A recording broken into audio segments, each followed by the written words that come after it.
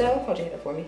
I'm gonna go ahead and we're gonna prime her face. She already moisturized and washed it, all that good stuff. So I'm gonna go ahead and take the Wet n Wild Photo Focus Face Primer. Okay, and then now we're gonna move on to brows. And so I'm gonna take a spoolie. This one is by e.l.f. I'm gonna just take a spoolie and then comb out her brows. And then lining her brows, I'm actually gonna go ahead and conceal under the brows first. This is like a new technique I kind of picked up, and it kind of helps like get an even shape brow. So I'm gonna be taking the LA Girl Pro Concealer in the color Toffee. And I'm gonna just go ahead and underline her brows first before I actually fill them in.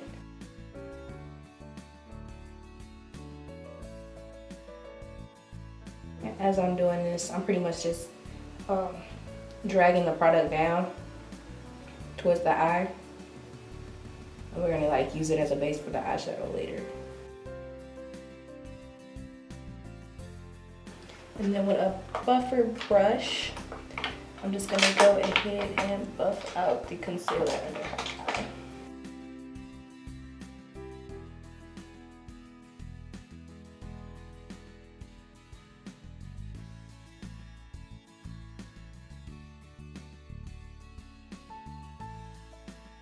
And now I'm just gonna go ahead and finish like priming her eyes and using a concealer for that. And I'm gonna go ahead and use the Maybelline Fit Me Concealer in the color 25. I believe that's medium, it's medium moyen. So I think that's how it's pronounced. I'm just gonna go ahead and put that on her eyes to lighten them up to get a nice base. And when I'm doing this, I'm kind of dabbing it. I'm not necessarily swiping. It's more like a dabbing motion, so you don't lose too much of the product. And now I'm just gonna go ahead and set her eyes with some translucent powder. It's the Airspun translucent powder. Got it from Walmart. It's about $9 to $10. Pretty cheap. Now that her eyes are set, I'm gonna go ahead and line the bottom of them with just a regular brown, dark brown eyebrow pencil, and lightly just create a line following the shape of her eyebrow. And then small hair strokes upward in the direction that her hair grows. So the brow isn't like super dark or super like harsh. And then just take a spoolie and continually like work the product in so you can be able to blend it out.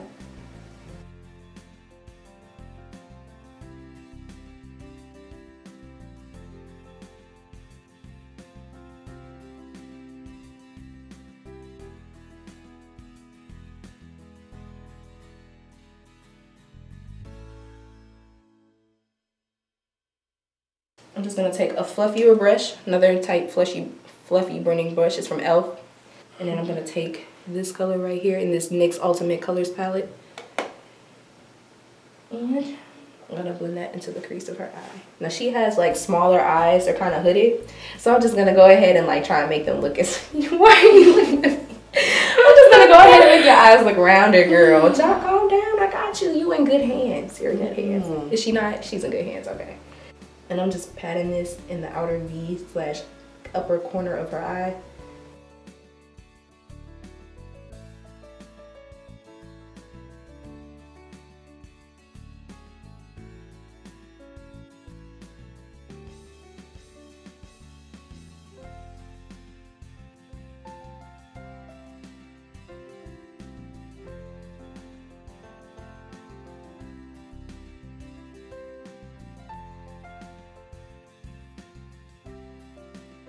Going back into that same color but with a more fluffy / kind of detailed blending brush. I'm gonna go use that same color just to define it some more. Just circular motions working it in. I feel like sometimes windshield wiper motions works to move the product and then circular motions work to blend it out.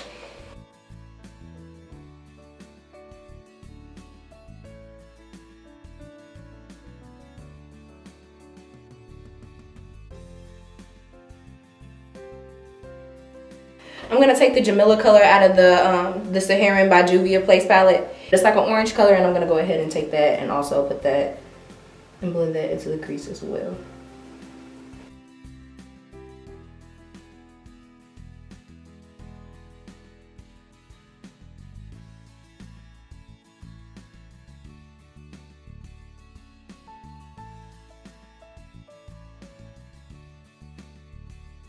And then taking the Sakoto color, it's like a deeper red, kind of like a red-orange color.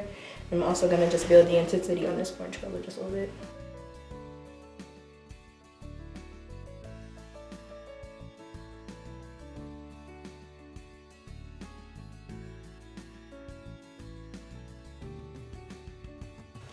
And then to blend out the top part of that, just go back into that orange palette, the orangish yellow color from the NYX palette.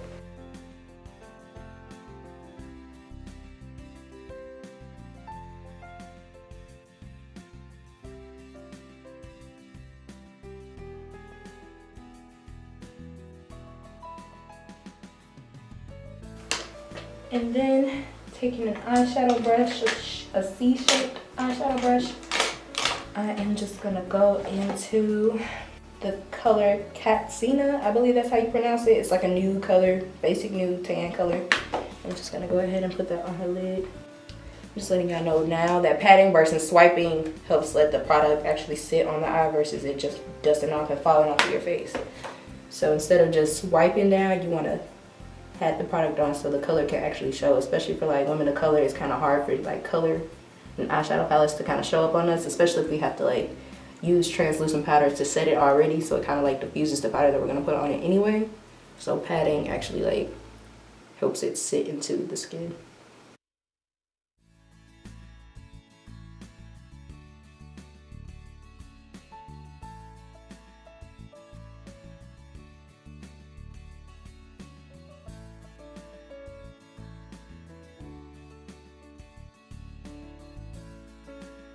Then going into the Masquerade palette by Juvia's Place, I am going to take the color Dahlia. I'm going to take that color and I'm also going to put it on top of that tan color I took from the Saharan palette. And it's just kind of like a shimmery version of the color I took from the Saharan palette.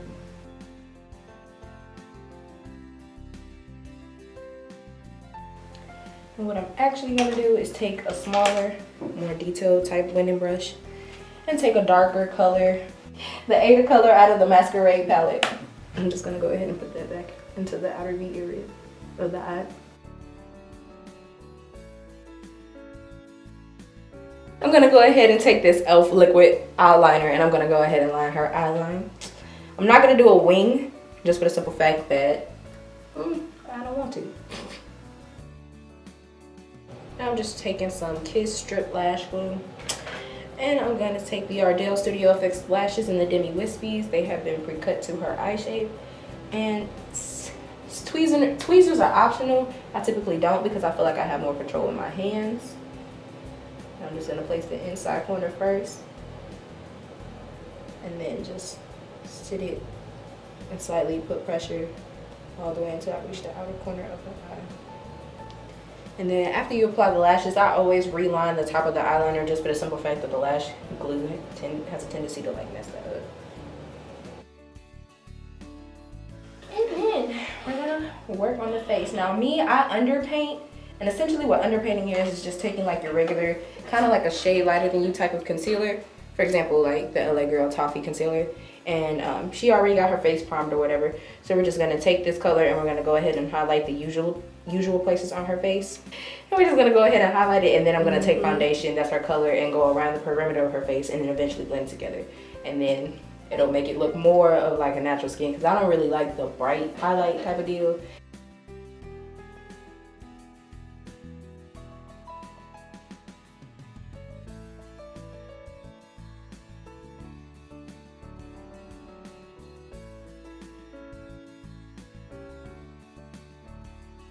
Taking the same concealer brush or fat blending brush that I used to basically set her eyes, and we're just going to go ahead and blend out the concealer that is on her face. Just a little bit, not all the way. Just basically move it into the places that I want it to be. And then I'm going to go ahead and take a foundation that's about her color, a little bit darker, not too dark. And I'm just going to take it around the perimeter of her face. Basically with the foundation that's darker, not too dark, but dark enough around her perimeter of her face does is like it kind of alleviates the need to have to go super hard with contouring, and then underpainting also alleviates the needs to having to like have a super bright contour on top, a highlight on top, just for the simple fact that I feel like that's a little too much. Like, I don't really like super dramatic skin. I don't feel like there's a need for that, but you know, to each his own.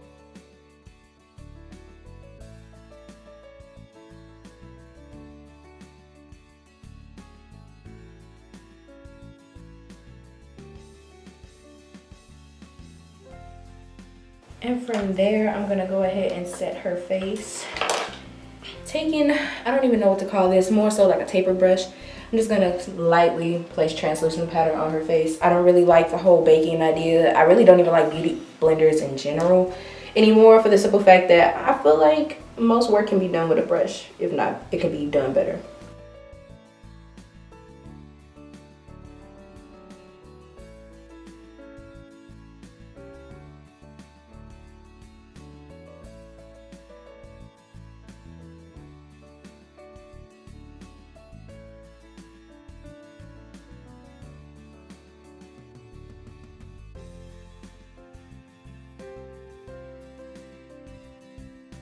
With the same brush I used to blend her foundation in with, I'm taking the Anastasia Beverly Hills contour kit in the medium to tan and the darkest shade in that. Just gonna contour her, chisel out her features. And the reason why I'm not cream contouring or like using a darker concealer color is because we already used that foundation is pretty dark and you don't want the face to be super dramatic.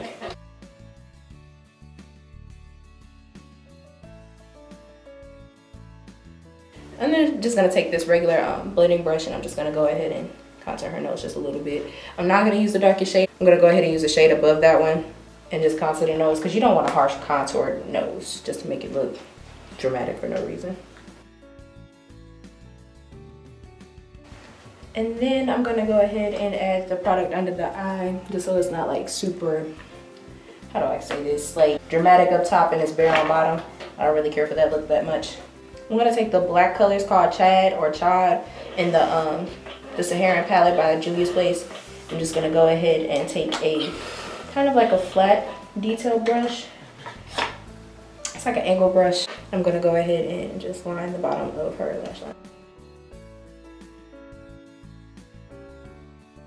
And then using that same color and going into the palette again and getting the Sakoto color that we use on the outer V slash in the crease.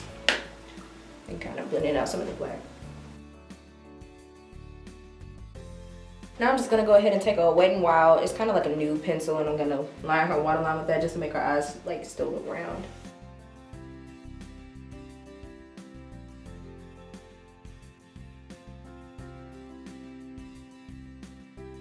I'm gonna just take a small regular blending brush, and I'm gonna go into the white sand color in the glow kit.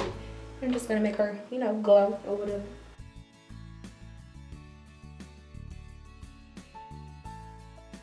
And most people don't really highlight this area, but if you ever paid attention to like camera photos and stuff like that, the light does not hit you in this area of your forehead all the way up here. It hits you like right above the brow in the nose area, right here, right here, right here, and right here. Which is why people typically like highlight with concealer right here and then make sure they pinpoint certain areas of the face to bring light to those areas of her face.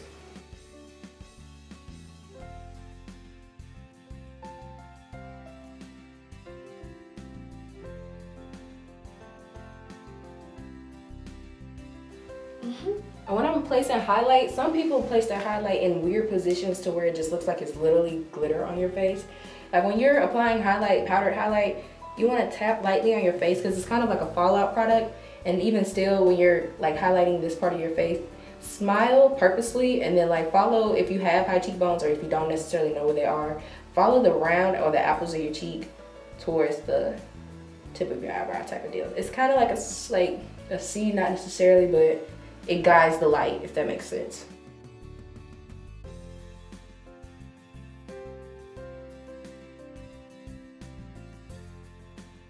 And then when I'm done with highlight, I typically go ahead and spray the face and then I move on to lips. That's just me. I'm gonna go ahead and use this BH Cosmetics palette. It's a 28 color lipstick palette. It was a pretty good deal. And I'm just gonna take a basic black mascara. And voila. We done? Mm-hmm. Okay.